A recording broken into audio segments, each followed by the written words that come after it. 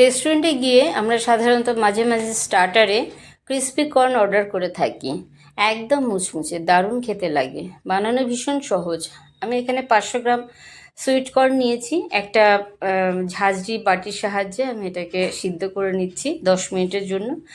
এখানে তোমরা প্রেশার কুকারে একটু সামান্য নুন দিয়ে সিদ্ধ করে নিতে পারো। এখানে আমি 2 কাপ ময়দা নিয়েছি, আর 1 চামচ শুকনো লঙ্কা গুঁড়ো, 1 চামচ নুন এবং 1 চামচ ধনে জিরের গুঁড়ো দিয়ে ভালো করে মিশিয়ে নিয়ে আমি ময়দাটাকে হাফ হাফ করে নিলাম।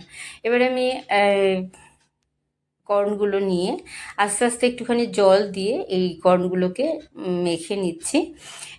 খুব মানে একবারে আমি জলটা দেব না, আর খুব বেশি জলও দেব না। এমনভাবে মাখবো যাতে এই ময়দার কোটিংটা কর্নের গায়ে লেগে যায় ভালো করে।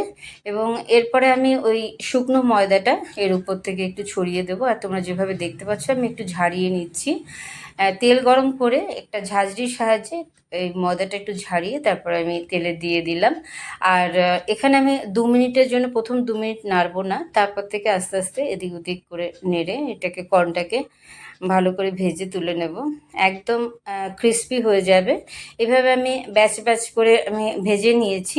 এই পর্যায়ে তোমরা এইভাবেও খেতে পারো, বাট আমি একটু টুইস্ট দেওয়ার চেষ্টা করেছি।